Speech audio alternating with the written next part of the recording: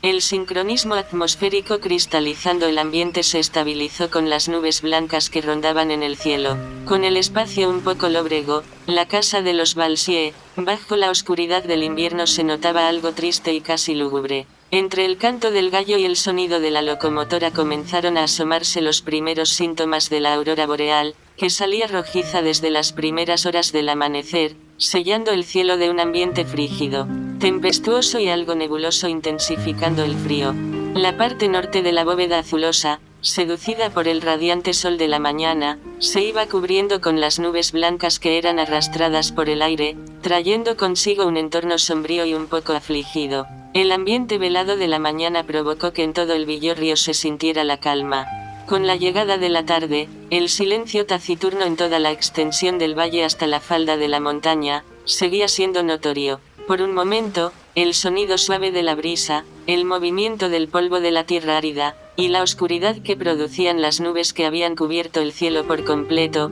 cambiaban el ambiente atmosférico en toda la sabana, viendo el silencio interrumpido por un sonido alegre que llegaba desde la montaña. Con los toques de los tambores se edificaron como propuesta la creación de un nuevo modelo de trabajo, que se ponía de manifiesto, a partir de los reclamos de los trabajadores del campo. Uno comenzando a las 4 de la mañana, y terminando 3 horas después del mediodía, dando oportunidad para un nuevo horario. Era la mitad del año. En medio de la turbulencia para elaborar las primeras propuestas del gremio que iba a defender los quehaceres del trabajador, las hojas de los árboles y los pendones de las cañas se levantaban movidos por la brisa que comenzó a atacar el valle. Todo se calmó de repente, y el ambiente de nuevo se fue poniendo lúgubre y algo melancólico. Las nubes que se habían dispersado, se fueron concentrando en un solo lugar, como esperando que todo el pueblo se reuniera en una asamblea, para comenzar a bendecir la lluvia que el Todopoderoso tenía intención de enviar esa tarde.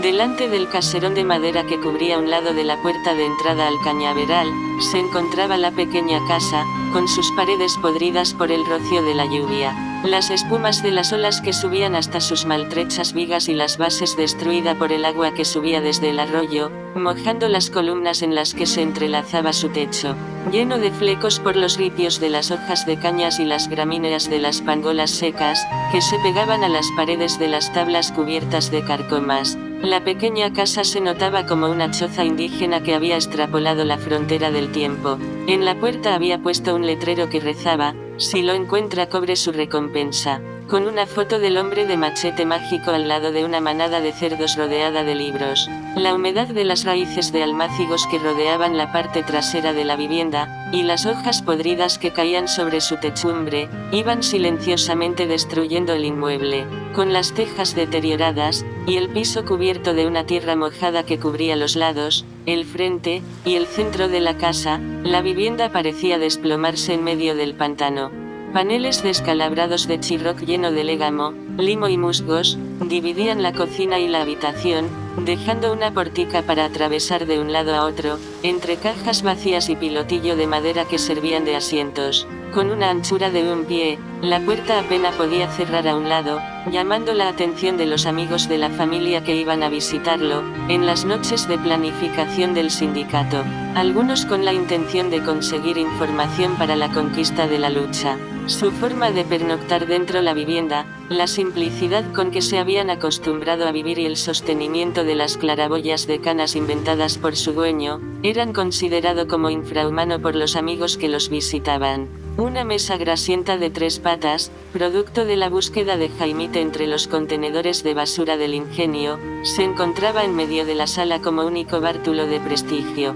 En una de las esquinas una tinaja de barro, y en la otra, 3 pilotillos que servían de asiento al taburete. Los rastrojos quemados que depositaban los camiones en el vertedero, la resina de los bagazos de cañas y los residuos del ingenio dejaban escapar una pequeña humareda que tenía manchadas todas las paredes. Sobre la mesa de la tinaja se encontraba la mocha y su baqueta, amarrada con una soguita de cáñamo crudo que portaba varios nudos en forma de cero. Detrás de la cama, haciendo contraste con la pared, una sucia y manchada cortina que se unía a otra por 2 nudos de barcos en cada borde, formando una decoración que llegaba hasta el altar, cubriendo la pared de cartón viejo donde treguaba la sala. Sobre una mesita pequeña al lado de la tinaja, el instrumento de metal y su baqueta haciendo gala de potencia, a su lado un lazo de nylon y un saco de enequén, con algunos remiendos de cáñamos, y el fondo lleno de lodo negro, y una maroma fina que amarraba una esquina de la cama a la boca del saco usado para cargar los frutos encontrados en los campos de la sierra.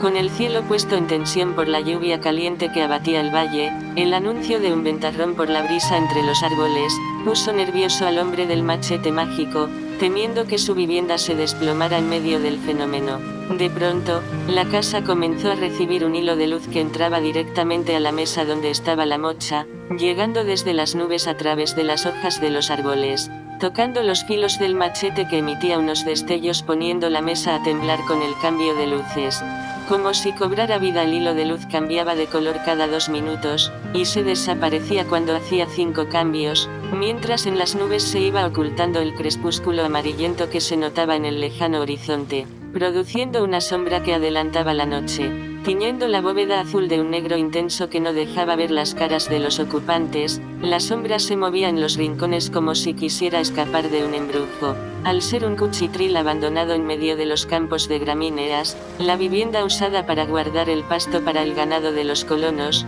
por un tiempo rotaba sobre el légamo como una masa de lilas. En su momento de inicio la casa fue ocupada como resguardo para juego de azares, fechorías placenteras de los habitantes del Batey, y un refugio abandonado para los trabajadores en tiempo de lluvia. En otro había sido una pequeña guarida para acopiar los restos de alimentos para los bueyes que arrastraban las carretas dentro de las cañas, en medio del lodo que dejaba la lluvia. Había pasado a ser propiedad de Jaimite y su familia, cuando se la compró a un capataz del ingenio, que la había conservado como una pocilga para sus cerdos. Aunque era pequeña, de una sola habitación y una sala, separada por las paredes desvencijadas del chirroc antes mencionado, y pedazos de cortinas sucias y maltrechas, con un pequeño patio que daba hacia el cauce del arroyo. Había sufrido una transformación que la dejó descalabrada, con las columnas a punto de desplomarse y sin techo asequible para vivir. A 300 metros se encontraba el caserón que daba a la parte trasera del ingenio,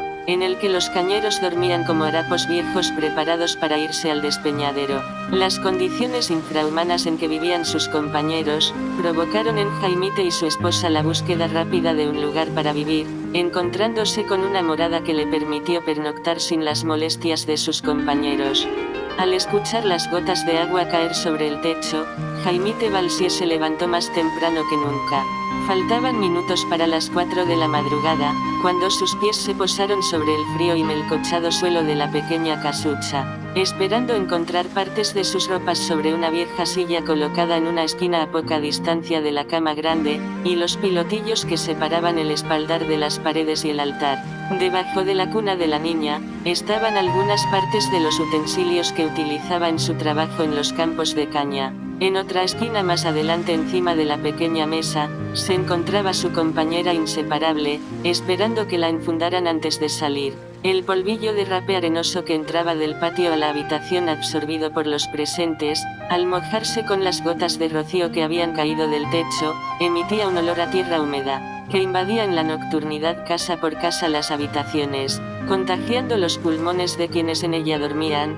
sometiéndole a un ataque de tos que lo había puesto enfermos a todos, incluyendo al hombre que acababa de levantarse, quien no paraba de toser dejando la habitación embozada por el sonido de la respiración de la esposa y los hijos. El olor a polvo húmedo se perdía al escaparse por las rendijas de las paredes que formaban las tablas soliviantadas de la pequeña casa. Una viga de las paredes a punto de caer, se dobló hacia un lado, dejando escapar rastrojos de madera que corría entre el agua sucia del canal que se represaba frente al caserón. Grandes agujeros en el techo, en el lado de la habitación, permitían entrar gotas de lluvia que mojaban la cama de los niños, manchando con sus señas la loca cubierta desarbolada que se posaban encima de la cama, llenando de agua todo el cuarto. En otro costado de la sala la cobija dejaba entrar la luz de la luna difuminada en cada esquina, inundando por completo la casa, ayudando a la humeadora a reflejar la silueta sobre la pared. El hombre, en su pose de inercia, había encendido la lámpara para terminar de buscar los instrumentos.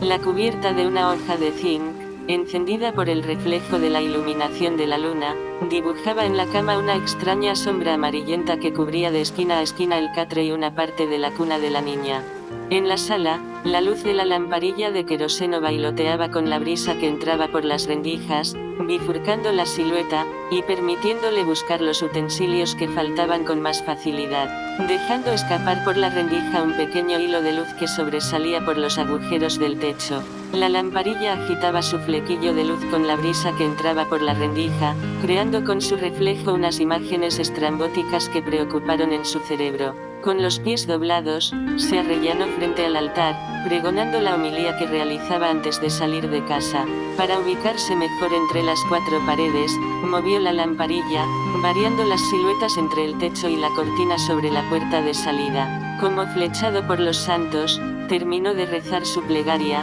y giró lentamente la cara para observar con detalles los dibujos de florecitas en la cubierta que protegía el cuerpo del niño, como si jugaran entre ellas accionada por el muaré de las líneas en las esquinas del embozo, cambiando el ambiente dentro de la habitación. Entre el rancio hijillo de la tierra y el pozo de agua de la esquina de la casa, las toses de los habitantes se hacían cada vez más intensas. Amortiguando su respiración por la resina de la caña, el niño dormía sobre un catre hecho de cartón piedra con pedazos de madera rústica. Empapado por el rocío que dejaba escapar el agua que entraba por los agujeros del techo, el catre se desplomó de dos sostenedores de pedazos de bloc de cemento, que había buscado su padre entre las basuras de la fábrica. Bajo la luz de la jumiadora Jaimite continuó moviéndose, reflejando su cabeza en las cuatro paredes, como la figura indescifrable del monstruo de cuatro cabezas que había visto la noche anterior, en la puerta de la casa. Con la sombra sobre las paredes,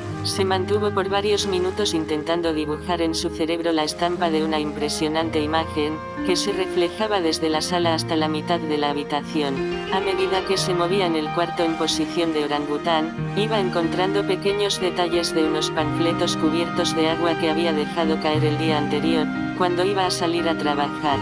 Después de recoger los papeles debajo del dormitorio de la niña, se levantó a traspiés, observando el reflejo de una sombra que se movía en el patio. Con sus pies en turbulencia, dio varios pasos fuera de la habitación, encontrando parte de sus utensilios de trabajo en un cubo plástico clásico de la oficina del ingenio. Bajo la pequeña mesa donde se sujetaba la tinaja, se sentó a meditar cómo habían llegado a ese lugar. Pasó varios minutos pensando con sus brazos sobre su cabeza. Sentado al lado de la vasija de barro, revoloteaba las manos cacareando las estrofas de una canción que había escuchado salir de la boca de su mujer. Extasiado por el narcótico de la resina, se levantó y entró a la habitación. Junto a la cabecera de la cama en donde dormía su esposa, se encontró enroscado como rollos otro paquete de papeles, envueltos en una funda plástica, escritos con palabras panfletarias, enérgicas, combativas y belicosas que pensaba distribuir en la puerta de las casas en el momento en que saliera a trabajar. Estacando los ojos, hizo ingentes esfuerzos para mirar a través de un agujero, con intención de descubrir quién era la sombra que se movía detrás de la habitación, reflejada en la luz de la lámpara que escapaba por las rendijas. Aprovechando la iluminación de la luna y los reflejos de la lámpara que salían hacia el patio, miró por otra rendija, buscando identificar la sombra para descubrir de quién se trataba. Fuera de sí, agitó el machete poniéndolo en vilo para hacer un movimiento y esconderse detrás de la puerta que daba al patio trasero, haciendo la intentona de atacar al primero que se acercara. Desilusionado, con sus manos temblorosas pudo notar que su cuerpo temblaba, cada vez que tenía que salir al patio con la brisa fría de la madrugada. Dando vuelta llegó a su cerebro una reflexión que cambiaría su estado de ánimo a partir de ese momento. Petrificado por la curiosidad, se trasladaría a la carretera haciendo un trillo detrás de la casa, para evitar encontrarse con los guardias que mantenían vigilada las casas de todos los trabajadores que agitaban la corriente.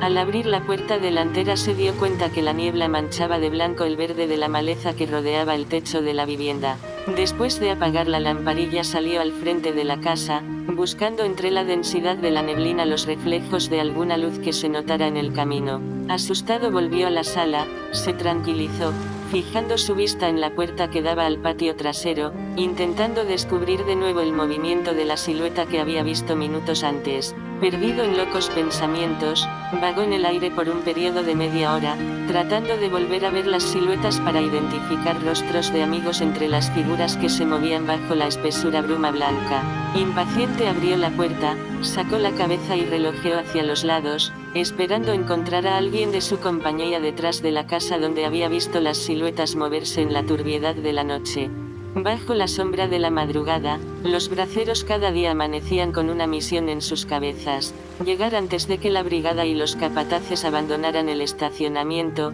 para que se le permitieran hacer el trabajo del día dentro de la zafra, y así poder cobrar el fin de semana el salario completo. La zozobra de conseguir que los emplearan mantenía inquieto a un grupo de trabajadores que casi nunca llegaban a tiempo. El grupo comenzó a quejarse con sus empleadores, que se notaba cada vez reacio a violar las leyes que se habían creado. Por un tiempo las empresas se vieron precisado a abrir un nuevo horario de trabajo entre los campos, que les permitiera entrar los braceros que vivían a una distancia, que no le favorecía el horario de la madrugada. Alelado por la espera, Jaimite aún permanecía dando vueltas en la habitación, recogiendo los papeles que iba a llevar dentro de sus vestimentas, para distribuirlos sin que se afectara su comportamiento dentro del terreno. Envuelto en una frazada llena de agujero, salió de la casa pensando en los mensajes que predicaban los panfletos, meditando paso a paso sus movimientos entre las piedras del camino, y los baches llenos de hojas podridas, agitando la respiración y estimulando su cerebro para encontrar una doctrina que le ayudara a controlar su emoción. Cada vez que terminaba de distribuir los papeles, pensando en la conquista de la libertad, se detenía en una caseta de hojas de yaguas en medio de camino, para estudiar de qué forma iba a realizar la repartición, evitando a los capataces. Arropado en esos locos pensamientos, secos, intransigentes y sin sentidos, se sentó a analizar cada centavo que dejaba de ganar en su trabajo, cada vez que faltaba o que llegaba tarde, por la repartición casa por casa. Para él, su familia, y la familia de cada uno de los trabajadores, era lo más importante de todos los problemas que los rodeaban, solventando con su perentismo esa lucha que querían emprender. La pérdida de un día en el trabajo significaba un revés difícil de recuperar, lo que constituía esa congoja, que provocaba la inestabilidad en la economía de cada hogar, que podría tarde o temprano ocasionar una debacle en la revisión de la lucha. Al contribuir al descontrol emocional dentro de los linajes, que muy probable lleve a una división familiar, por la estimulación separatista entre la esposa y sus hijos, llevando a desestimular la revolución que perseguía con esmero. Para los niños y para la mujer, la falta de los vales cada semana, hacía caer la balanza de agasajos en un sufrimiento casi infernal que se notaba en los rostros de cada uno cuando paraban de comer. Cada día esperaban con ansia el final de la semana, con el fin de que él llegara con los recibos para hacer la compra que necesitaban para sobrevivir durante los siguientes 6 días. Perder un día de trabajo para muchos de los braceros era algo catastrófico, para Jaimite era peor, pues con lo que ganaba no compensaba los gastos que tenía la familia, que había hecho de su casa una escuelita clandestina, para instruir a los trabajadores, a la conquista por la libertad. Durante varias semanas los papeles llegaron con menos valor, menos horas de trabajo, y menos ingresos para costear el consumo de la familia, aun entregando más tiempo dentro del campo. La tercera noche después de ver la sombra detrás de la casa, volvió a salir olvidando todos los obstáculos a los que se había enfrentado la misma noche del encuentro, obviando el susto que le produjo la silueta que había visto detrás de la casa. Esa noche antes de sacar la cabeza, la imagen se reflejó de nuevo sobre la pared trasera que daba al trillo por donde conducía a los campos de cañas que estaban detrás del ingenio. Al reaparecer y verla de nuevo, pudo reconocer de quién se trataba. Olvidando el susto vivido, volvió en sí, entró a la sala y continuó buscando los instrumentos que les faltaban. Salió de la casa para juntarse con su amigo Horacio, que los esperaba en el camino con un cabo de cuava encendido, observando una hilera de sombras que llegaban hasta donde la lámpara dejaba llegar sus destellos. Reflejando en la montaña los síntomas de la aurora, armó un traje de tallo para protegerse del frío. También había fabricado unos guantes de telas, y unos antifaces que cubrían sus ojos de las ponzoñas y los otros insectos que se movían entre los surcos y las cañadas de agua negra que recorrían en medio de la sabana. Los recibos que los colonos les autorizaban a los braceros, desde la oficina de pagos de las empresas, tenían un cuadro con varias columnas, varias filas, y un resumen, en los que se informaban el valor de las horas trabajadas, la cantidad de horas trabajadas, el descuento de las horas perdidas cada vez que, al final del resumen, el total que le iba a pagar el bodeguero, en la mayoría de las veces no alcanzaba ni para saldar la deuda que se debía en el negocio. Cada obrero recibía los papeles utilizados como moneda de cambio con algarabía. Era lo único que tenían como esperanza para resolver su existencia en la tierra. Los vales, con importancia solo para los colmados de los batelles, cada día perdían más valor, pues algunos dejaban de recibirlo. Todos los fines de semana, después de hacer una larga fila que llevaba a los trabajadores al desespero, los papeles eran entregados por ególatras capataces, representantes de las empresas que veían como dádivas el pago ganado por los trabajadores. Para muchos de los braceros, lo que sobraba de las deudas que tenían en las despensas, no daba para satisfacer las necesidades de la familia. La mayoría de lo ganado se quedaba en las manos de los bodegueros, a cambio de botellas de alcohol, cajas de tabacos y números de lotería. Desde que Jaimite tomaba el suyo, lo guardaba en los bolsillos de su camisa, y no alcanzaba a sacarlo hasta llegar a su casa, y entregárselo a su esposa, quien tenía bajo su control la administración de los gastos de la prosapia. Los braceros más ancianos, ayudados por los caporales, convertían los vales en efectivos y los dejaban en el camino, entre pagos de préstamos, correntinas de mujeres, y botellas de alcohol. La humillación más grande que recibían los trabajadores sucedía en las despensas. Los papeles que les entregaban tenían el precio que les pusiera el dependiente de turno en la bodega. El total que indicaba al final del resumen a ellos no le importaba. Las gracias en las que cayeran sus dueños, aumentaba o disminuía el valor, algunas veces dependiendo del estado de ánimo que conservara el representante de la pulpería. Sumido entre el desespero y la suspicacia por la crítica de organizaciones internacionales sin fines lucrativos, el Estado había diseñado una ley despótica, para crear un plan estratégico juntos con los colonos, de manera que los obreros forzados por el horario, no se quedarán sin su jornal en el día. Se había trazado dos horarios de trabajo, uno que empezaba rayando las 4 de la mañana en el campo, y otro que deslindaba su entrada a las 3 de la tarde. Las mayorías de los braceros se quedaban a cumplir los dos horarios para poder enderezar la situación económica de su familia, llegando mucho a enfermar, por el agotamiento y el estrés que había afectado su cuerpo, de tanto esfuerzo durante una jornada de casi 20 horas. El gigante de cemento y hojalata tenía una elevación de 8 pisos. Desde su sótano hasta la cúpula, se levantaba encofrado en un concreto armado que no se notaba por la solapa de hierro que los protegía, semejando desde el aire una casa de juguete. Su capital era propiedad de una corporación de empresarios, que había negociado con el Estado el derecho a manejarse sin control de leyes y de reglas. Tenía el mayor porcentaje de empleados en todas las industrias de la región. El grupo empresarial que ejercía la gerencia entró al juego de la negociación industrial, como arrendatario de una red de empresas que pertenecían a una federación, en la que se disputaban los derechos de exportación del producto, a los países vecinos, y a una gran parte de Europa. Al momento del Estado abrir las posibilidades de fragmentar la industria, para que compañías privadas adquirieran todos los que habían sido el puntal económico de la nación. Empresas como el gigante de cemento y hojalata se hicieron dueños de grandes ramificaciones de terrenos,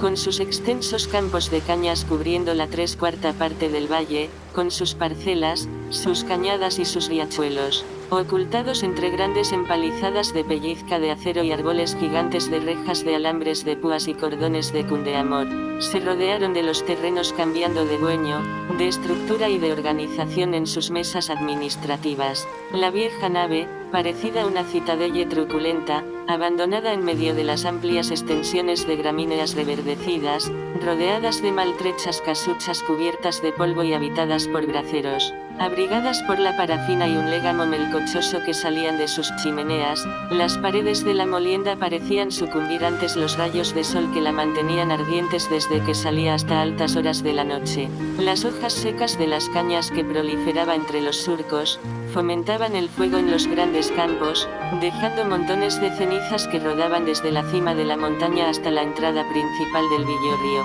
En la puerta principal de la endiosada arquitectura, se notaban como bifurcaciones los caminos salidos de sus instalaciones, uniendo las embaldosadas calles que conducían al pueblo. Enchuchando una disputa para escapar a los planes del Estado con los jornaleros, los principales representantes de la administración del gigante crearon sus propias leyes, registradas en montañas de papeles que llegaban a sus oficinas, sustentadas por directivos que se ensañaban con los trabajadores, provocando quejas que se suscitaban entre los jefes de los campos y los habituados jornaleros. En muchos de los papeles que se encontraban en los escritorios, no se podía concretizar con credibilidad el propósito de las actividades gerenciales, donde se enunciaban los acuerdos con el Estado.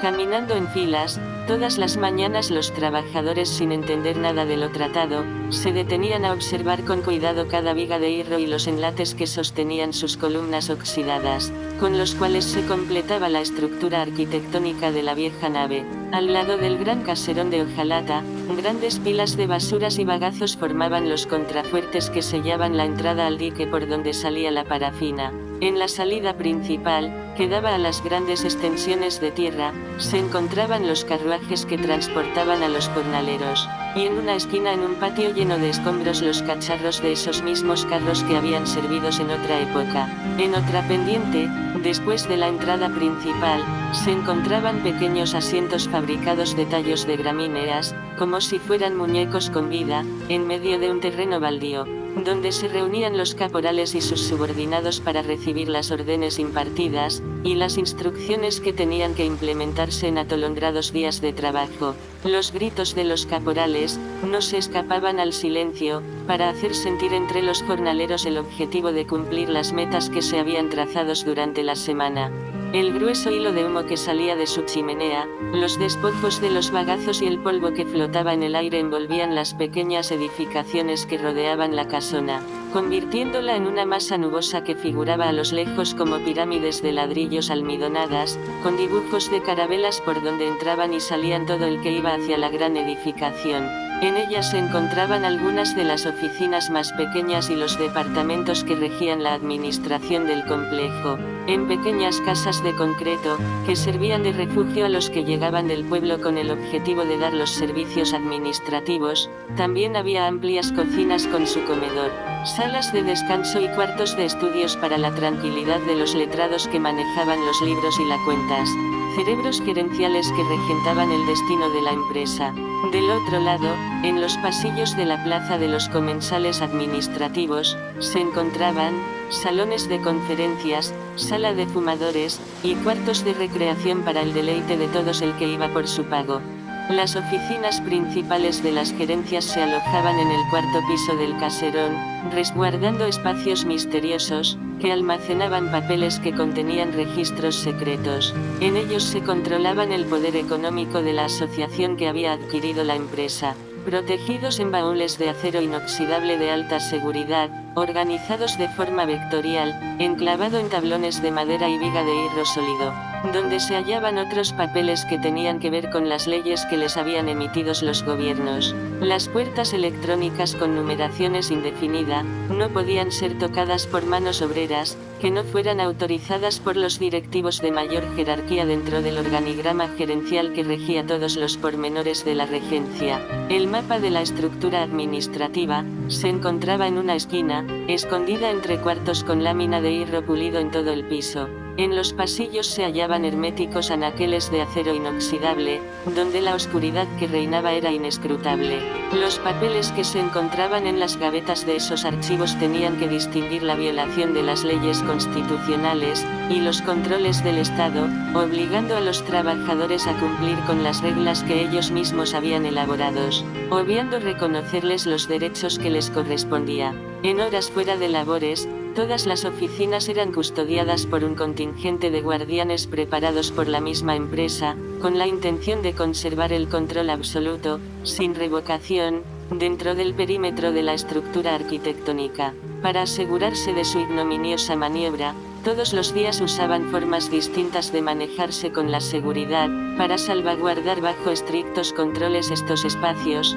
protegiendo sus propias reglas, olvidando y rociando con el manto del olvido las impartidas por el Estado. Los archivos que tenían en los salones de visita de los trabajadores, eran apreciados en manuales figurativos de una compañía responsabilizada en la protección de todo el equipo de trabajo, que de alguna manera proscribe fomentaba el desenvolvimiento de la empresa. Con las paredes cubiertas por esculturas de maderas, figuras de yeso y cemento, bosquejadas por grandes artesanos y artífices del arte y el diseño, con cuadros dibujados por reconocidos pintores nacionales e internacionales, que dejaban huellas en el área del arte. En ellos se archivaban esos papeles que pernoctaban llenos de polvo en los estantes de las oficinas, con chorros de estampas de sacerdotes del vudú, figuras reflexivas de los reyes medievales. Los pasillos parecían una galería de artes inventada en el barroco, con unos colores tropicales que concedía a los visitantes una armonía espiritual jamás sentida y experimentada en otro lugar. Todo ese colorido generaba una sensación de alegría en el corazón de los visitantes, como si siempre se estuviera de fiesta, forzando a los trabajadores a cubrir los dos horarios como si fuera uno solo, para cumplir con la producción que se habían trazados, y poder favorecer la exportación que le habían prometido a sus clientes en el extranjero. Los representantes de las empresas crearon sus propios códigos de trabajo, obviando las leyes generales del Estado. Todo el perímetro lateral del Gigante del Azúcar, estructura arquitectónica de la Edad Media, visto desde afuera, parecía una cárcel para alojar a peligrosos presos que contribuían a desestabilizar la nación. Protegido por una empalizada de malla de acero, su patio era como la parcela de un baluarte, en el que llegaban todos los visitantes que querían disfrutar de un museo. Para algunos esa fortaleza, semejaba la antesala del infierno. Sus paredes generaban una estela de miedo e infamia que no se podían descifrar con los códigos de trabajo, mientras que para otro era el palacio de los asambleístas, en que se regían todas las reglas que mandaban en la fábrica. La tarde del domingo, en que el bracero del machete mágico visitó por primera vez el lugar, un torrencial aguacero se posaba sobre el valle. Un grupo de obrero haciéndose pasar por los gerentes de los departamentos más pequeños, en que se componía la mayor estructura departamental del organigrama gerencial, se posicionaron de los pasillos de la tercera y cuarta planta, examinando el espacio con la intención de apoderarse de los papeles que sellaban todos los controles impuestos por el Estado, y ponerlos al alcance de los trabajadores de los campos. Ayudados por instituciones sin fines de lucros, sociedades de amigos del batey, y cadenas de noticias internacionales que permanentemente recorrían las calles de los bateyes, buscando informaciones para atacar los grandes zares de la industria, llegaron a las puertas de acero, animado por un corazón de valentía que lo llevó a olvidarse del fracaso.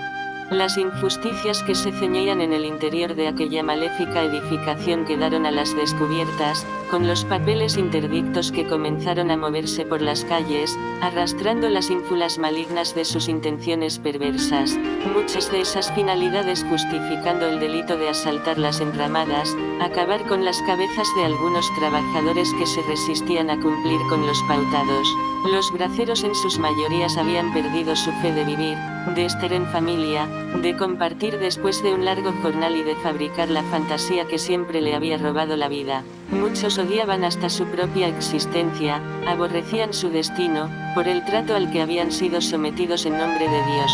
Sabían que, así como la existencia de un ser divino que dictaba sus propias leyes, castigándolo con su omnipotencia, así era la obediencia a los patronos al obligarlo al trabajo forzados, siendo maltratados por sus congéneres. También existían allí, papeles que imponían una justicia análoga, que los protegían de ser víctimas de esos lacayos, que ellos llamaban patrones. Para otros, las injusticias eran hazañas ejecutadas por los hijos de Lucifer que, sin pasión, provocaban la muerte de muchos, con ataques en nombre de las leyes divinas. Lucifer era el nombre que recibían los representantes de las empresas, en los altares de los terrenos baldíos y entre los troncos de las gramíneas, al momento de una celebración rutinaria del machete. Para los que nunca entraban a las oficinas, Su llamado ante el talante de algunos de su jefe era la llamada del guía supremo, clamando por su presencia, como el comandante del paraíso celestial. Otra minoría que se paseaba por los pasillos con papeles firmados por los ejecutivos,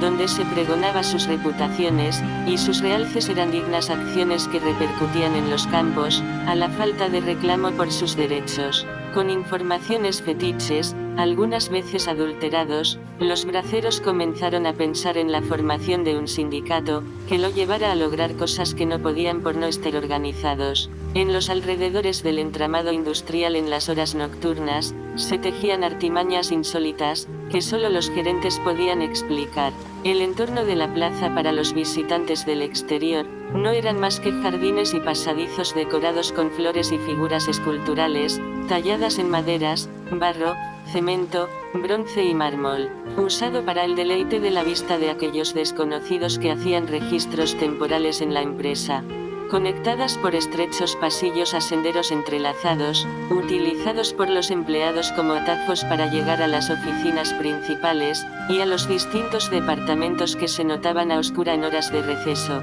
Las cadenas de casitas y la casa principal, reflejaban un laberinto de fruslerías recostadas en una ergástula de cuartos oscuros. En la primera y cuarta planta estaban los pasillos centrales, en medio de los cuales se construyeron centros de recreación diseñado al estilo patio español, con una fuente de agua en la primera que siempre se mantenía alumbrada con luces de colores que prendían y apagaban cada 5 minutos. En la tercera una pequeña sala de fumadores, que conectaba con el principal pasadizo que conducía a la oficina del gerente general. Estos pasadizos eran túneles secretos que los trabajadores del campo no conocían. En medio de la nave principal había otros pasillos, un poco más ancho, que servían de villas de recreación de los gerentes departamentales que llevaban el registro de los trabajadores. Pasillos que en su momento libre se convertían en centros de fumadero para los trabajadores de otros departamentos de menor cargo, empleados que se alojaban en las casas pequeñas,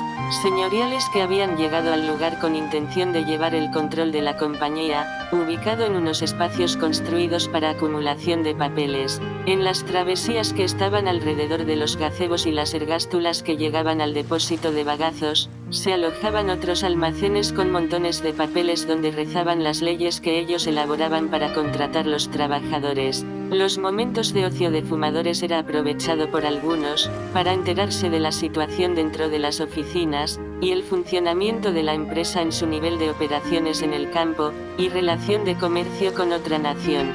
Desde que la industria empezó a resquebrajar, el gobierno autorizó a las empresas privadas a apoderarse de la producción, facultándola de crear sus propias leyes, que las llevaron a elaborar reglas favorables para la fabricación. Reglas que ellos mismos rompían, buscando aumentar la producción. Aunque el Estado tenía controles que favorecían a los empresarios y afectaban a los jornaleros, el flujo de trabajadores cada día era mayor. Los más ancianos, que habían entregado su vida al trabajo por su consagración a las empresas, pasaban a ser los más afectados de esas leyes. Las mayorías de los trabajadores con cargos gerenciales, familiares de los labriegos que laboraban en los campos, se reunían en la plaza, en tugurios, en enramada y en callejones, para enterarse de los tratos a sus familiares de parte de los gerentes. Llegados desde la metrópolis, algunos, sumiso por el humanismo, al darse cuenta de las injusticias,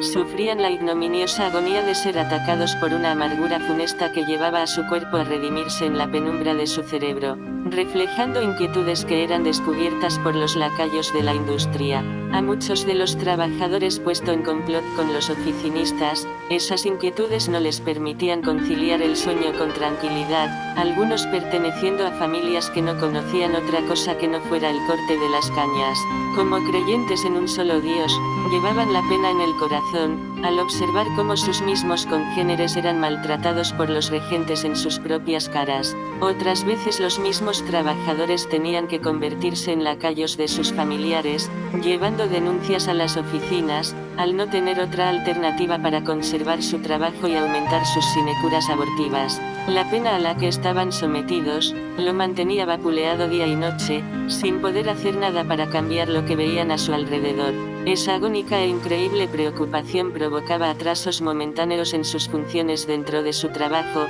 llenando de curiosidad supervisores y gerentes. Algunos sentían ansiedad para esperar la hora en que apareciera el salvador de la raza que ellos representaban. Alguien con coraje y respeto, que apagara ese desvelo imperecedero que llevaban en su cabeza, una persona con audacia, furor y agresividad que emprendiera la revolución contra los colonos, empresarios y lacayos, desde los campos de corte. Aunque la espera se distinguiera entre la clase obrera, una revolución para conseguir un aire de libertad en la población de los fontaneros, era notoria en breve tiempo. Los principales reformadores tenían que aguantar, sin importar que los obreros perdieran la esperanza y una depresión se apoderara de su cuerpo, obligándolo a delatar cualquier intento de cambio que se originara en el campo. La ansiedad por lograr esa libertad, provocaba enfermedades que no podían curarse muy fácilmente, convirtiendo a los braceros en esos monstruos iracundos que nadie podía controlar, dejando atrás el poder de persuasión que adquirían de los santos que veneraban, en sus festejos, y al recibir instrucciones de los organismos sin fines de lucros,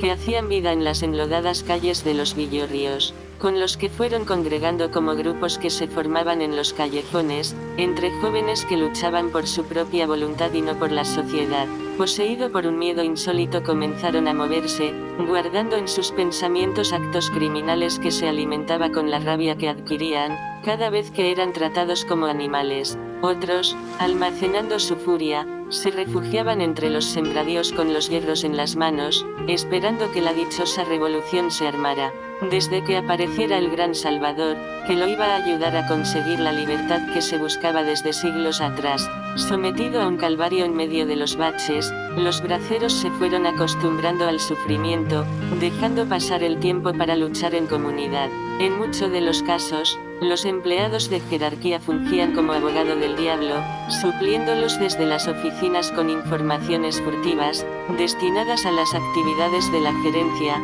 y los conexos familiares de los dueños de las empresas. Las investigaciones sirvieron a un grupo de anarquistas como acervos para emprender la lucha en los villorrios, entre los sembradíos y en las enramadas, definiendo la edificación de la arquitectura como un antro infernal, donde se trenzaban violaciones a las leyes que se ejecutaban en los mismos campos. Los ejecutivos que comandaban la gerencia, impulsaron una disputa psicológica entre trabajadores, al incentivar el rescate de los papeles que se habían perdido de la dirección, dividiendo en dos grupos a los reclamantes. Los que continuaron con los reclamos, decidieron tomar como referencia el perímetro de la casona, para principiar la lucha, consiguiendo con dicha función, ejercer una presión autónoma sobre los dueños de la empresa, aprovechando para cambiar la estructura administrativa y la cadena de seguridad, a partir de la pérdida de los papeles, consiguiendo enfrentar la lucha que detendrían por el proceso del corte, con incentivos a sus abanderados. Una lucha, a la que se habían integrado más de la mitad de la población trabajadora, buscando la conquista de reivindicaciones lucrativas, fructuosas y atrayentes para un pueblo que había sufrido durante siglos la indolencia del olvido y la dejadez a los pactados en sus contratos, a la hora de la firma para la incursión en la jornada, trajo como consecuencia la formación de grupos que exigían lo que le convenía. Al final toda la población se unió, exigiendo los derechos que les correspondían por su labor, y exigiendo que los que ganaban no era suficiente para una familia vivir con humildad dentro de los batelles. Muchos de los jornaleros sucumbían desde que eran atacados por una enfermedad, provocada en la mayoría de los casos dentro del campo de trabajo, sin obtener el dinero suficiente para cubrir sus gastos, encontrando la muerte que rugía como eco entre el agua negra de las cañadas y los círculos de polvo que se formaban con la desaparición del sol. El primer boicot exigía una seguridad social digna que les garantizara una vida mejor, con pensiones que los ampararan en el momento de retiro, cuando no pudieran valerse por sí mismo. Una organización que regenteara un centro clínico en el valle. El reclamo al aumento de valor a las horas de trabajos, intensificó la lucha por varios días, llegando a la puerta del ingenio con la producción en su mayor apogeo.